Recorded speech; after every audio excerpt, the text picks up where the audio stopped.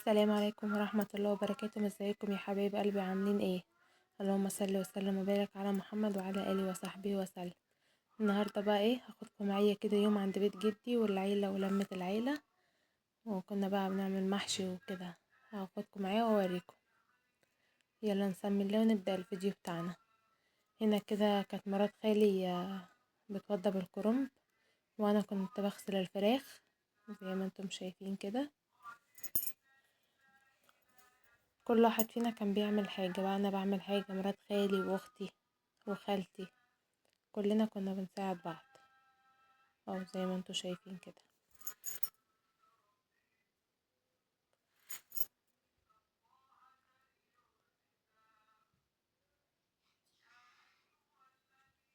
هنا كده دي شقة خالي، كنا بنطبخ في شقة خالي فوق. ايه يا بابا؟ خلصت؟ ماشي، روح حطها في الشنطة وشيل القلم. هنا بقى كنا خلاص مرات خالي بتسلق الكرنب. لا دي انا كنت بسلق الكرنب، هنا كانت هي بتعمل مرة وانا بعمل مرة، كنا بنعمل مع بعض بصراحة.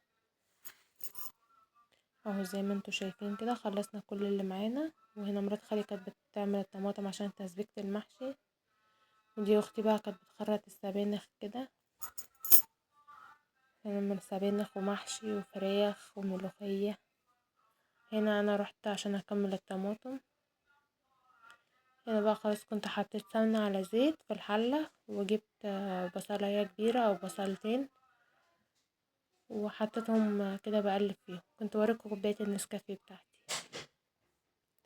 وزي ما انتوا شايفين كده. هنا كنت نزلت بمعلقة من الثوم مهروس وعليها قرنين شطة، يعني سمنة وزيت وثوم وبصل وفلفل. بفضل اقلب فيهم كده لحد ما بيوصلوا للون اللي انا عايزاه. نحب اللون بتاعها يكون غامق شوية زي كده. هنا بقى نزلت بفلفل احمر بودر، وبعدين نزلت عليه بالطماطم على طول. التوابل بتاعتي بقى عبارة عن ايه، كزبرة وفلفل اسود وكمون والملح، مش بحط اي حاجة تاني، هما دول بس. دي خالتي كانت بتخرط الخضرة كده، خضرة مغسولة ونضيفة، وهي كانت قاعدة بتخرطها. وبعدين بقى ايه خلصت وخدت الكرنب علشان تقطعها.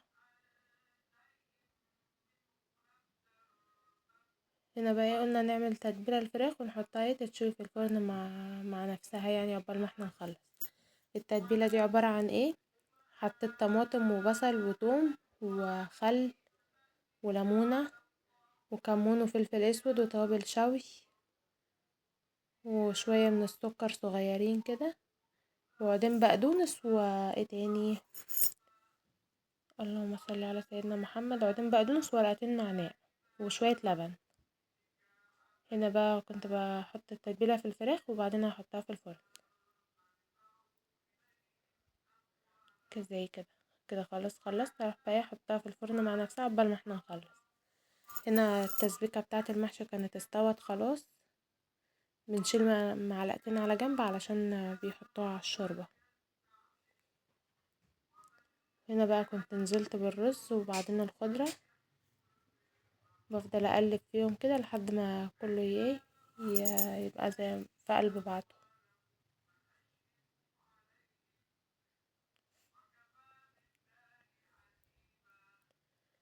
قلت بقى ايه بالمرة كده اروح اعمل الصلصة بتاعة السبانخ.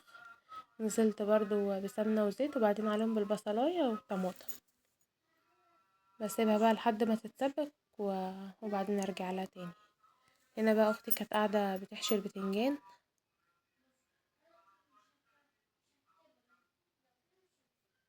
زي ما انتوا شايفين كده التسبيكة بتاعة السبانخ كانت استوت، ونزلت عليها بالشوربة.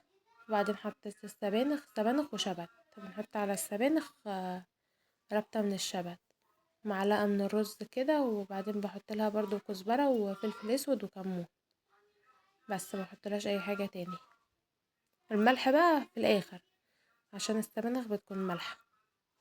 هنا بقى انا كنت قاعدة قلت احشي ورق العنب كده، واختي كانت خلصت البتنجان، ومرات خالي كانت بتحشي الكرنب، وخالتي كمان كانت بتحشي معانا الكرنب. وزي ما انتوا شايفين كده. هنا كده مرات خالي اهي كانت بتحشي في الكرنب.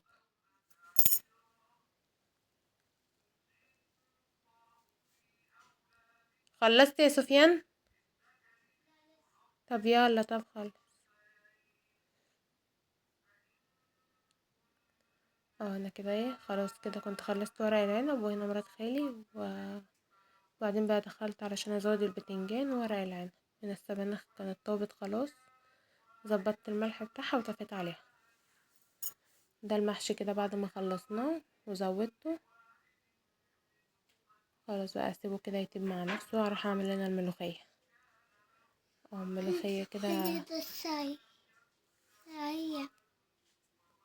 من الملوخيه حطيت الشوربه، وبعدين نزلت عليها بالملوخيه لما غلت، وبعدين عملت الطشه بتاعتها توم وكزبره بس.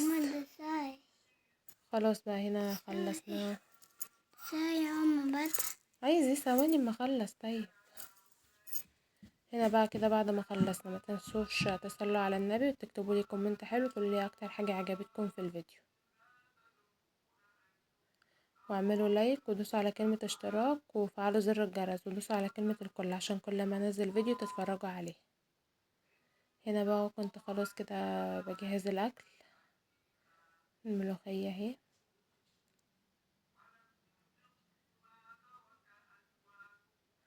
زي ما انتوا شايفين كده.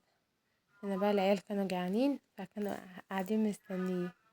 دي شكل الفراخ بعد ما طلعت من الفرن. يا بقى خالاتي واخواتي وعيال خالاتي، ربنا يديم لمتنا يا رب. ورق العنب اهو، بوريكم ورق العنب.